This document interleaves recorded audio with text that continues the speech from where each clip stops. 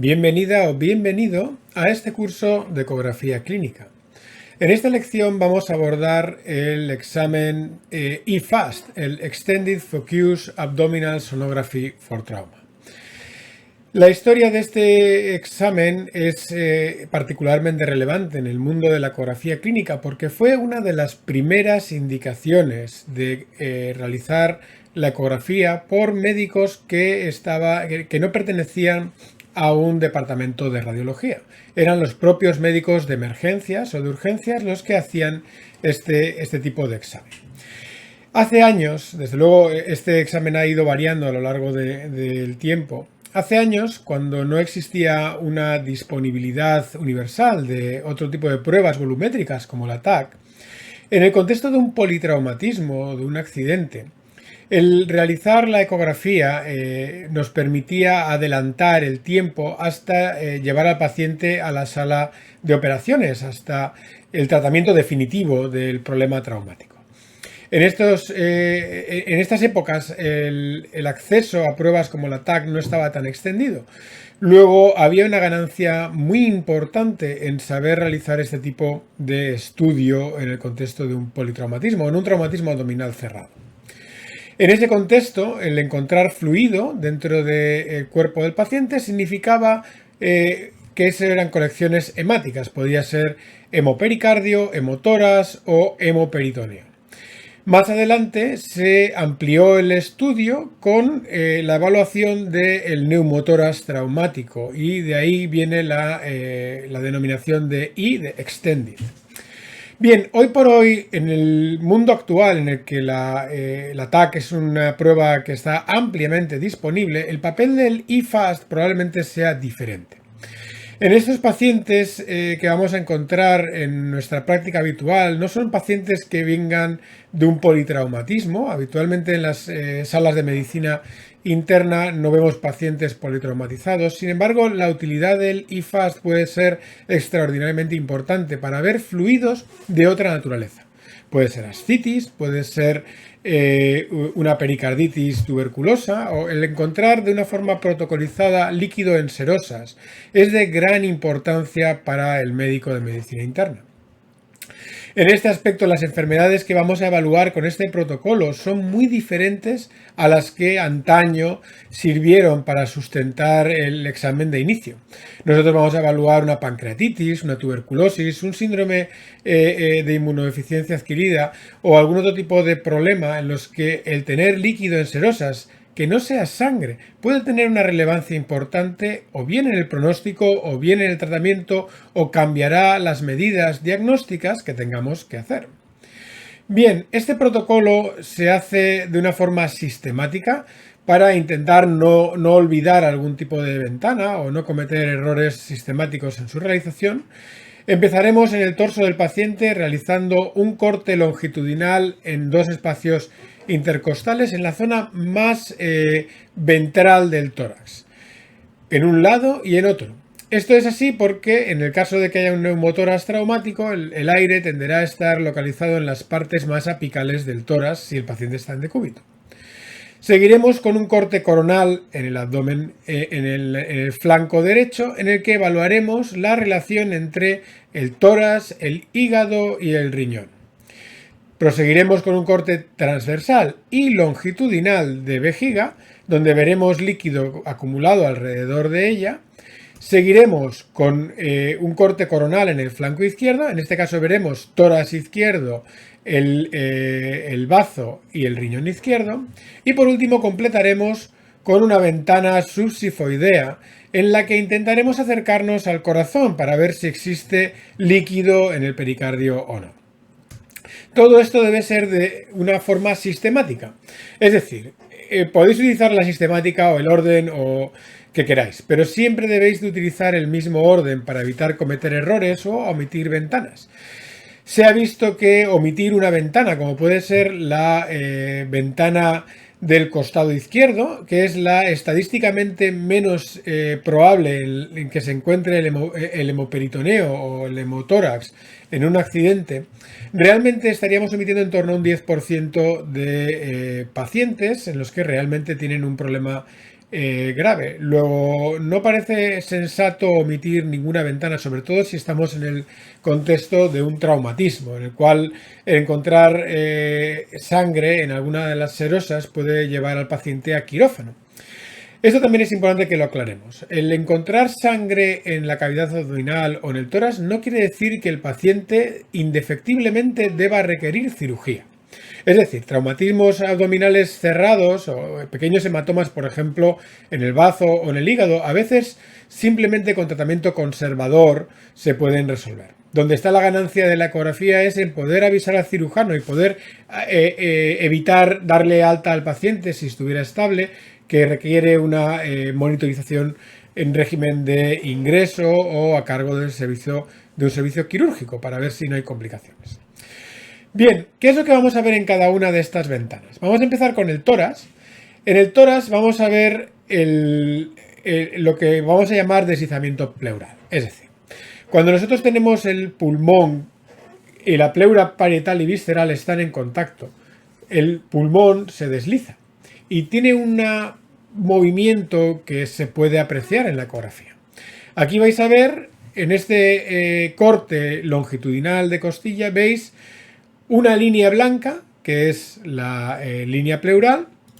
Vemos también un espacio entre ambas líneas, que es la sombra acústica de una costilla. Y debajo de esa línea blanca vemos un punteado que tiene un cierto brillo, un cierto centelleo. Bien, esa es la expresión del deslizamiento pleural. Eso quiere decir que ese punteado es realmente el aire que está debajo de la línea pleural, y ese punteado, ese movimiento, ese centelleo que tiene el aire por debajo de esa línea pleural quiere decir que ese aire está en movimiento, al revés de lo que ocurre en un neumotórax. En un neumotórax el aire está fuera del pulmón y está inmóvil, no se ventila. Entonces vais a ver en el clip siguiente cómo el aire queda estático. El aire no se mueve en esa zona donde hemos visto. La línea pleural en este caso no está muy bien dibujada, pero por debajo podéis apreciar que la parte inferior a la línea pleural, esas líneas que son reverberaciones de la pleura, como hemos visto en los capítulos anteriores, no se mueven, están estáticas. Este es un paciente en el cual el aire que está por debajo de la línea pleural no está en contacto con los bronquios ni con la tráquea, es un aire que no se ventila, es decir, es aire que está fuera del pulmón. En este caso, en el caso de que fuera un traumatismo o que fuera un accidente, pensaríamos que el paciente tiene un neumotórax. Si bien no es el signo más específico del neumotórax, que es encontrar la intersección entre el pulmón aireado y el pulmón con el neumotórax, que se llama punto pulmón. En el caso de que encontréis esto en un paciente estable, puede deberse a una bulla o a una zona de un enfisema muy avanzado en el que el deslizamiento pleural es poco perceptible. Es decir, nuestra actuación dependerá del contexto del escenario clínico en el que nos estemos moviendo. Nuevamente, la probabilidad pretest.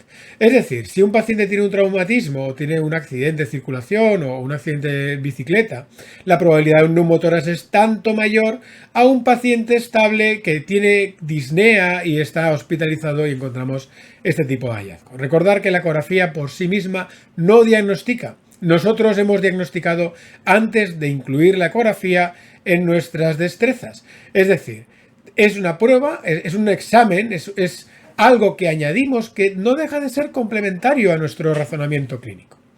Bien, vamos a proseguir con el corte, en este caso el corte coronal en el flanco derecho, en el que vamos a ver las zonas donde puede acumularse el líquido, ya sea sangre o ascitis o de otra naturaleza. La primera localización en la que en un traumatismo se encontraría la sangre es aquí, en el polo inferior del riñón. El riñón, para ver su polo inferior, necesitaremos en el flanco derecho rotar ligeramente en sentido antihorario, porque el riñón tiene una orientación de lateral a medial, de craneal a caudal y de posterior a anterior. Esa conformación tridimensional nos hace que en un corte puramente coronal no veamos bien el polo inferior del riñón. Y es crítico porque las pequeñas cantidades de líquido que se pueden acumular aquí pueden pasar desapercibidas. Otra de las zonas más comunes de localización es el Morrison, ¿vale? Esto viene por James Rutherford Morrison, un cirujano inglés que describió varios abordajes quirúrgicos para los problemas de colon, y se pone este nombre a ese receso entre el hígado y el riñón. El tercer sitio donde podemos ver líquido acumulado es por encima del hígado y en el tórax. Por encima del hígado, entre el diafragma y el hígado, puede haber líquido, y también en el tórax. En este caso no hablaríamos de hemoperitoneo, sino de hemotórax, en el contexto, nuevamente, de un accidente o de un traumatismo. Aquí veis líquido acumulado entre el riñón y el hígado, en el espacio de Morrison, en ese receso hepatorrenal. Podemos ver también líquido acumulado en el tórax. En este caso veis cómo podemos apreciar claramente el líquido por encima del diafragma. En este caso, la forma de descubrirlo no es el ver algo negro, ni siquiera ver el pulmón por encima del diafragma, sino el que esa línea blanca que podéis seguir desde el abdomen por encima del tórax es realmente la columna vertebral, que no se podría ver de otra forma que no fuera a través de usar una ventana acústica como es el líquido. En condiciones normales, en la columna no se ve porque el aire que hay dentro del pulmón impide que el ultrasonido llegue a espacios tan profundos. Sin embargo, si tenemos líquido, ya sea un derrame pleural o un hemotórax o un empiema, ese líquido hace de ventana acústica y nos permite ver la columna. A esto lo llamamos el signo de la columna torácica o thoracic spine sign. Vamos a ver en el corte longitudinal a nivel de la vejiga. Veríamos aquí una vejiga en su representación longitudinal, y justo detrás, en lo que sería el espacio recto vesical en varones o en mujeres histerectomizadas, o el espacio de Douglas entre el útero y el recto, es donde se podría acumular la sangre o el líquido en este caso. Aquí veis un caso en el que por encima de la parte superior de la vejiga, un poco metiéndose en la zona justo posterior de la vejiga, vemos líquido acumulado.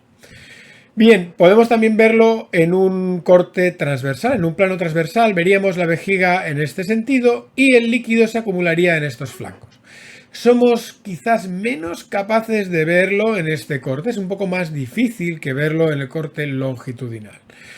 En este caso se vería así. Veis debajo de la vejiga justo un espacio en el que hay una franja más hipocogénica o anecogénica. El líquido probablemente no tenemos por qué verlo de forma anecogénica. Solo los líquidos anecogénicos son anecogénicos, que dice Daniel Lichtenstein. El líquido puede ser sangre, que la sangre puede ser más densa que la orina y puede tener un aspecto más hiperecogénico que la orina, y sin embargo otros líquidos como puede ser la ascitis puede ser completamente anecogénico.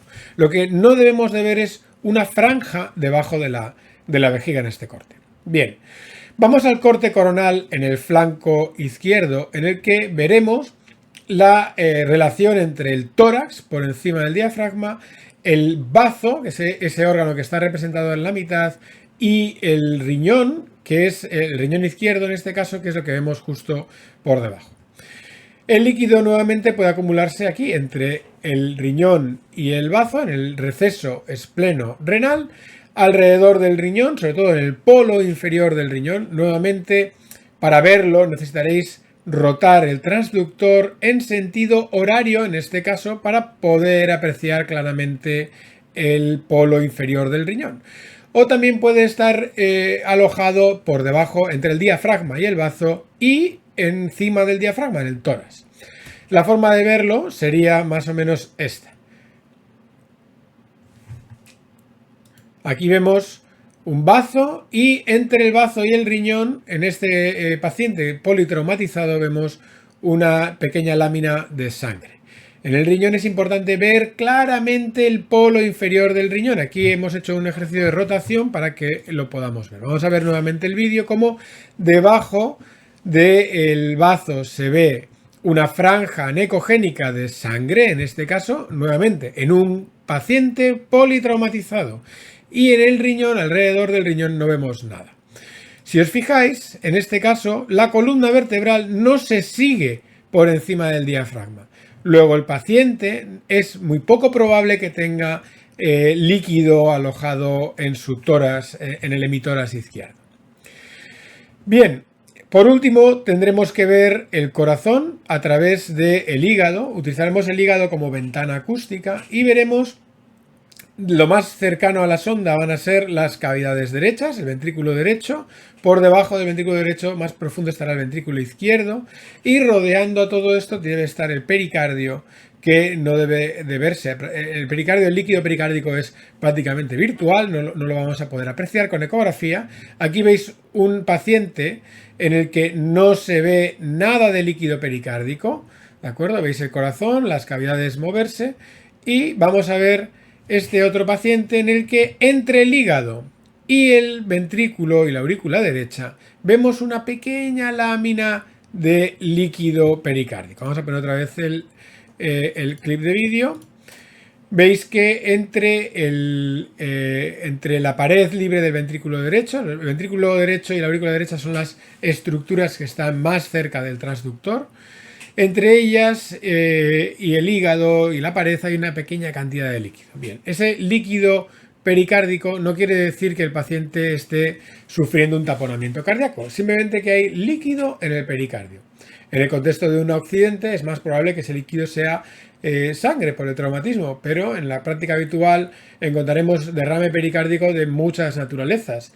El taponamiento cardíaco es una patología que abordaremos más adelante. El taponamiento cardíaco, ya os adelanto que el diagnóstico es clínico. El paciente debe estar hipotenso y debe tener una serie de características, y la ecografía clínica viene a demostrar el derrame y a demostrar la interdependencia o el compromiso en las cavidades. Bien, esto es lo que teníamos que comentar del IFAST, este examen dirigido a buscar sangre o algún otro líquido en las cavidades abdominales, torácica y pericárdica.